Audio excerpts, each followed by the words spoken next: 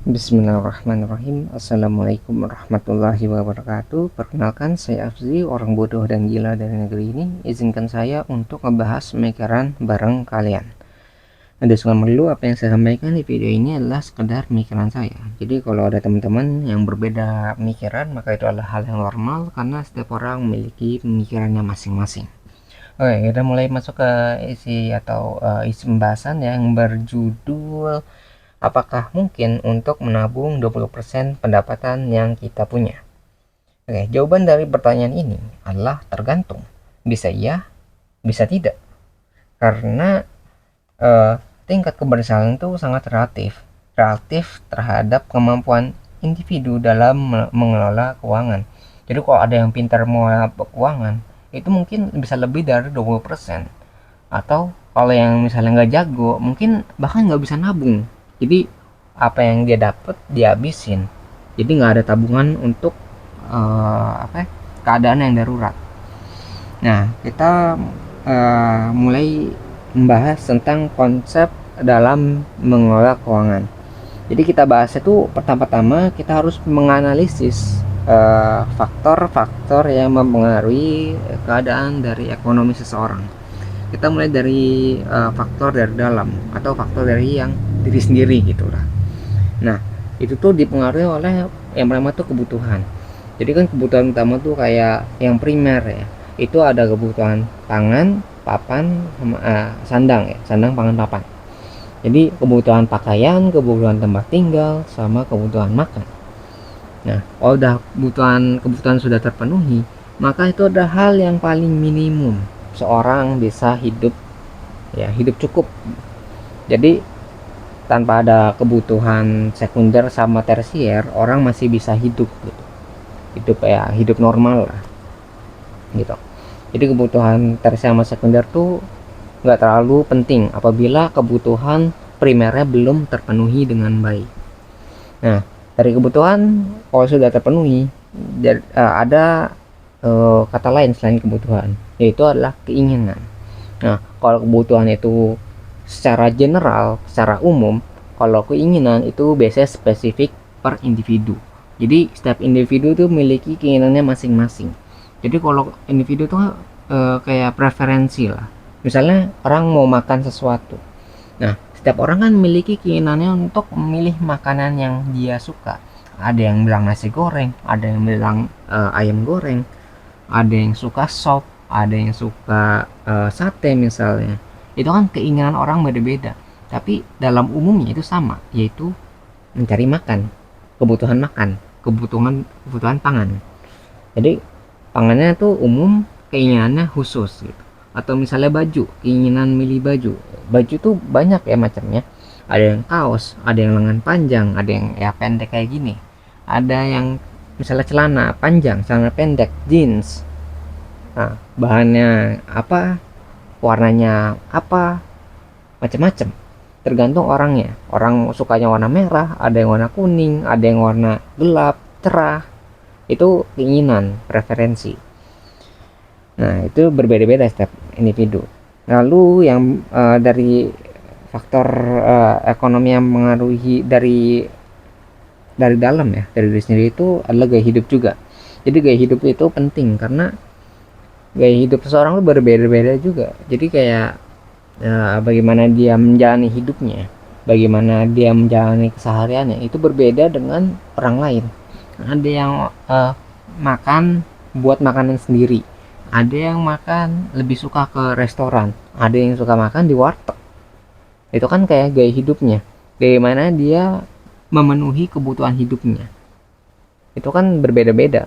Ada yang bilang wah lebih murah buat makanan sendiri, ada yang gak suka gitu, kayak wah ribet buat makanan sendiri, saya lebih suka yang instan, jadi tinggal beli apa yang ada kita makan.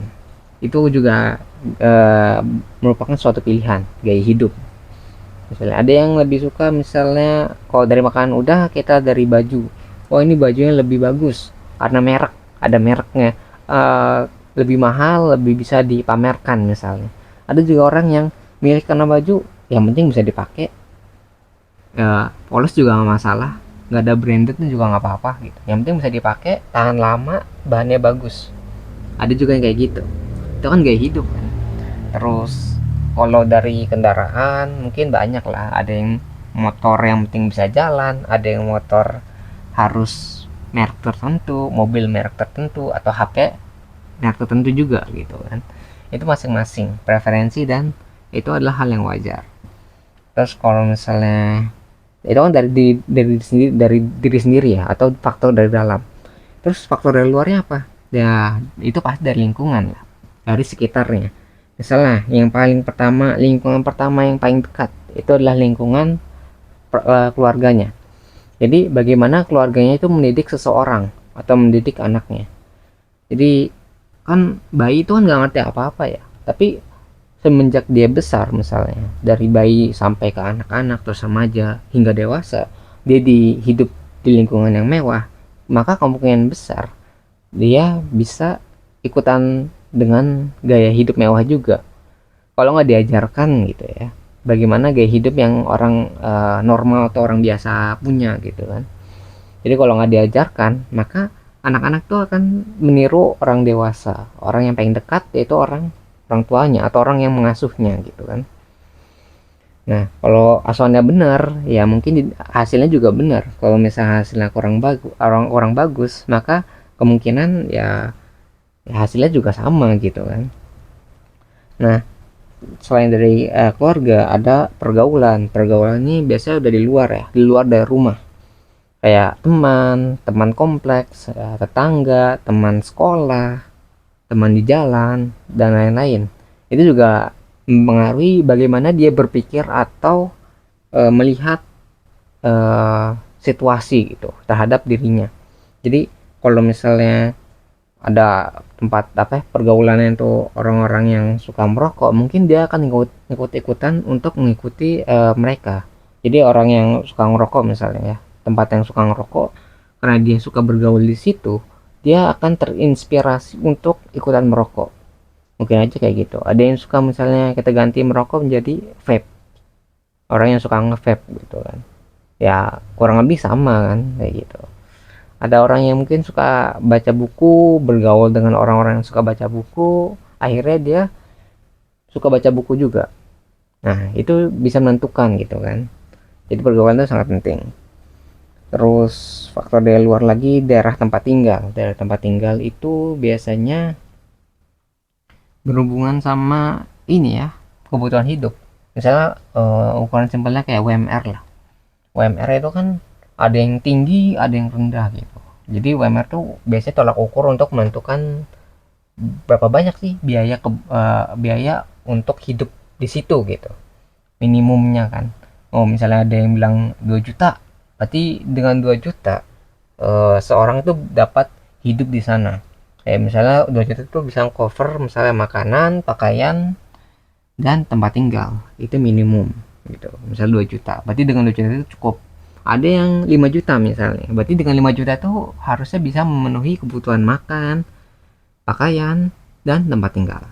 Simpelnya seperti itu kasarnya ya, walaupun setiap nggak spesifik ya lah, nggak setiap ya apa yang saya jabarkan di sini itu bisa diterapkan gitu kan, tapi kasarnya seperti itu dari UMR. Nah kita mulai masuk ke kasus aja lah biar gampang ininya apa penggambarannya. Misalnya dalam menabung kan itu berbeda-beda dan pendapatan orang berbeda-beda juga. Apa aja kita ambil pendapatannya tuh 5 juta biar gampang ya. 5 juta, 20% dari 5 juta itu adalah 1 juta. Jadi caranya kita pisahkan dulu uang tabungannya dari uang yang bisa kita pakai. Dari 5 juta, 20%-nya adalah 1 juta. Kita kurangin 5 juta, kurangin 1 juta. Berarti uang yang bisa kita pakai adalah 4 juta. 1 jutanya buat ditabung. 4 juta ini kita bagi ke dalam 30 hari. Nah, 4 juta dibagi 30 hari sama dengan kurang lebih ya 133.000. 130.000 per hari. Itu rata-ratanya. Jadi maksudnya rata-rata itu mungkin bisa lebih, bisa kurang.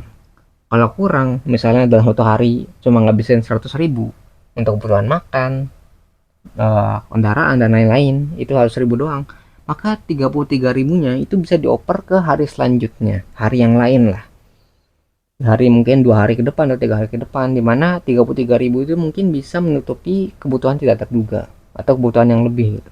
Karena kan nggak setiap hari kita nggak bisa ngabisin 133.000 misalnya. Jadi 33.000 bisa dioper ke hari selanjutnya. Jadi hari selanjutnya itu bisa punya budget atau uang maksimal 166.000. Jadi 133.000 ditambah 33.000 dari hari sebelumnya menjadi 166.000. Simpelnya seperti itu. Karena kan kita nggak pernah tahu, tiba-tiba di hari ke-10 misalnya, oh ada apa ya, kebutuhan tidak terduga, harus keluar kota misalnya, membutuhkan uang transportasi lebih. Jadi yang harusnya 133.000 kan seharinya, itu melampaui jadi 200.000 misalnya, karena ada kebutuhan tidak terduga. Nah, berarti cara menguranginya itu 200.000 dikurangin 133.000 uang punya kita kan, berarti sekitar 67.000 kurangnya. Berarti 67.000 ini harus ngambil dari hari yang lain gitu, ataupun hari yang lain tuh harus menutupi hari tersebut gitu. Bagaimana caranya untuk menutupi 67.000 kekurangannya gitu. Jangan sampai 67.000 tuh ngutang gitu kan. Dan sampai seperti itu gitu. Karena kalau ngutang tuh urusannya ribet karena harus nyari orang lain gitu kan. Kalau misalnya nggak ada orang ya kita nggak bisa ngebayar kan, jadi susah kan. Tapi kalau kita udah punya tabungannya mungkin harus diambil, yang harusnya 1 juta yang dipisahkan itu harus diambil dari situ. Sehingga ya kalian harus hati-hati sama pengeluaran kalian. Kalau misalnya 20% itu cukup untuk apa ya, ditabung ya, berarti bagus, target kalian tercapai. Kalau bisa lebih akan lebih bagus gitu. Kalau misalnya nggak bisa, kita analisis kenapa nggak bisa. Apakah pengeluarannya lebih dari rata-rata perharinya? Apakah itu bisa dikurangin? Misalnya dari kebutuhan makan, mungkin makan harus dikurangin, makan makanan yang mewah. Mungkin kita bisa buat makanan sendiri, atau kalau misalnya buat kendaraan kita kurangi jalan-jalan, atau ya kalau kebutuhan pribadi mungkin kayak pakaian kita kurangin barang-barang mewah yang sepertinya kita nggak perlu gitu, ya nggak perlu-perlu banget. Kalau misalnya udah ada pakaian yang sampai pakaian itu rusak atau tidak cukup ya untuk kita pakai, kita mungkin bisa beli yang baru. Tapi selama itu masih bisa dipakai, ya pakai aja, apa salahnya kan. Nah seperti itu, kita kurangin. Kalau misalnya sudah dikurangin masih belum bisa menutup kebutuhan, berarti kalian harus meningkatkan pendapatan kalian. Jadi cara ekonomi itu mudahnya seperti ini, antara kalian bisa menambah pendapatan yang kalian punya atau mengurangi kebutuhan yang ada pada kalian. Dua simpel itu. Kalau kalian bisa menerapkan salah satunya itu bagus, kalau dua-duanya makin bagus. Kalau nggak ngurangin ya tambahin, kalau nggak bisa nambahin ya kurangin apa yang menjadi kebutuhan gitu, ya kebutuhan tersier lah misalnya, kebutuhan yang nggak terlalu penting. Kalau kalian bisa menerapkan keduanya, maka itu adalah hal yang luar biasa.